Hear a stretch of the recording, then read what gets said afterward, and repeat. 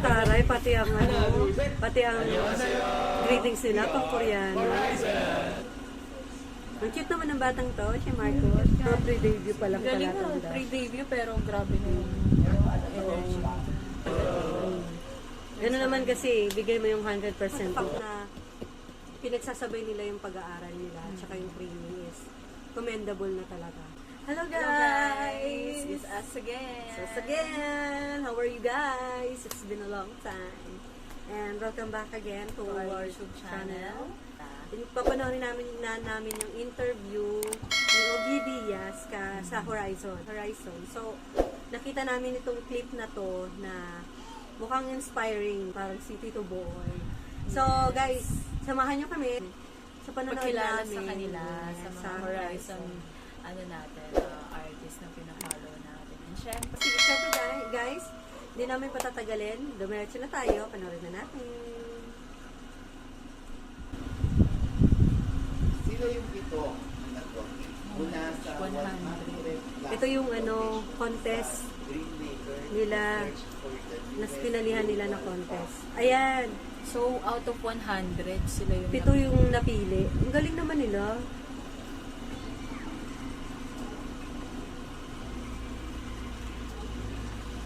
Ito yung music video nila na Dash.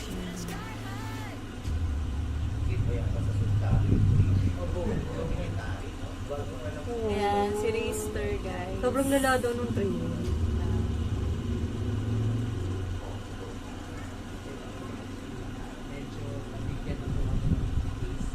Pero ang galing lang ito ni Marcos ha. Nakasurvive siya, bata pa siya. Hindi nga lang sila bata. Actually, mas matindi pa nga ngayon ng mga Gen Z.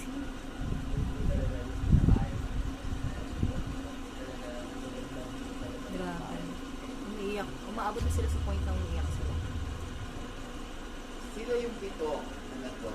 Mula sa 100 plus na quotation sa Dreammaker, The Search for the Newest Global Pop Group. At ang mga fans din na gumawa ko ang nagbigay. Oh, talaga? So, mga fans nila yung dahilan.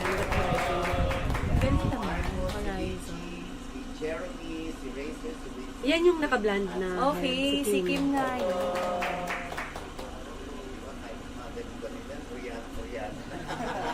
Ay, ang taray, pati ang greetings nila pang Koreano.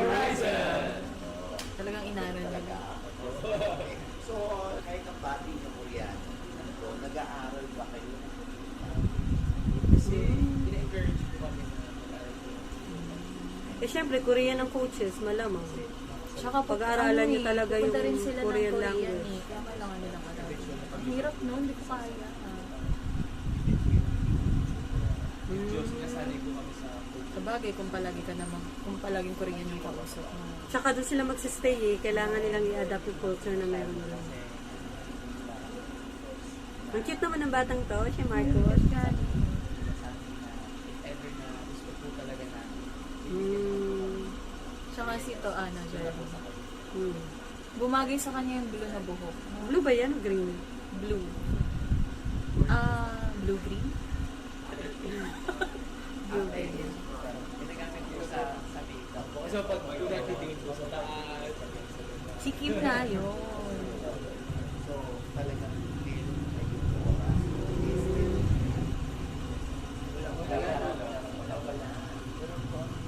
focus ko lang naman sa paano sila na Hmm. trip talaga sila na kung saan ko parang Oh, very particular sila sa respect na ganun. So, bilang vaccine, kailangan ka mag-hair time. Oo nga, blue yung hair niya.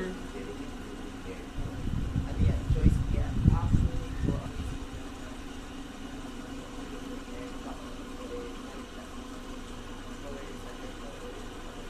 Pero bumagay naman sa kanya. Bumagay nga sa kanya. Ganun din sa'yo, Racer. Si Rister ang astig niya. Para siyang si Ken ng SB19, yung version. Oo.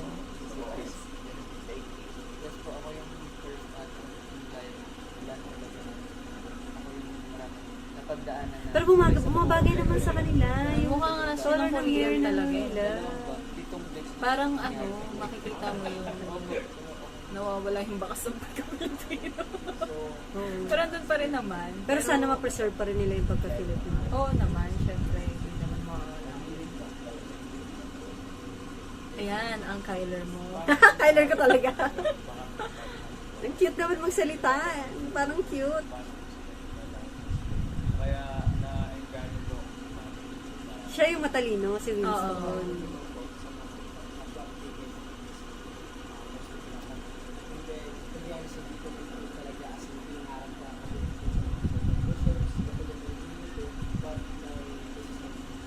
Pero, noon pa man, ganun po pa rin.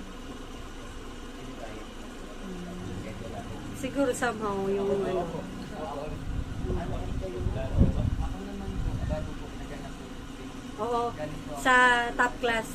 P-pop group naman sa Channel 5 yun. Si Kim. Hindi siya nanalo doon. Okay. Sa top Kasi class. Ano na siya? background na siya. Alam mo. Siguro nga. Oo nga, paano ba yung pagkakaroon yun?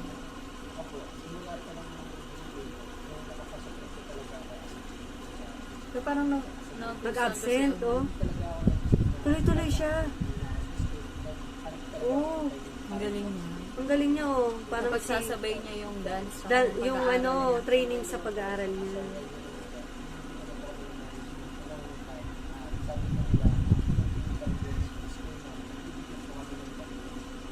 Wow. Ay, ang Galing. cute. Matalino. Paano mo nagagawa how to be you? Multitasker siya. Ang hirap niyan. Pagod ka, physically, tapos Mentally, pag-iisip. tapos mag-aaral. Kung meron free time mo. Hmm.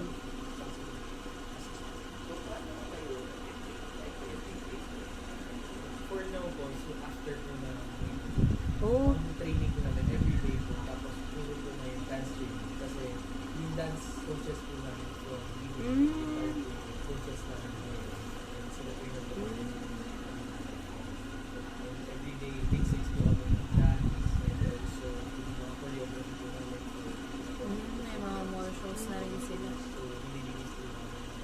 Pina-promise po nila na sa pagipad po namin mas ano, oo, tsaka mas parang medyo ano na sila sanay na. Ganun. Pero kayo ba na research baka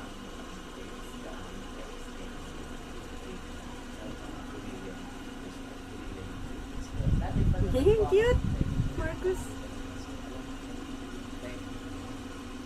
and kahit pa paano po medyo nabigyan na po kami ng Dreammaker. paano po sa bago po kami makapasok talagang we went through hard things vigorous trainings po kahit pa paano na condition na po yung katawan namin sa magiging training na naman sa kasi hindi pa yan sa sundalo yung training. opo Hindi sa sundalo. bago pa lang po mag-start yung show bago na po yung Yung una, parang yung mga ang tawag po sa Ano daw? Burpees. yung parang push up po tapos tatalong po pinapalong. ako bali po pag kumari 10 lang po dapat yung burpees pero hindi po sabay-sabay ulit po Parang military nga. Kasi kailangan daw sabay. Kasi training sa virtue. Oo, ganun din kasi yun pag sasayaw eh. Kailangan sabay-sabay sila.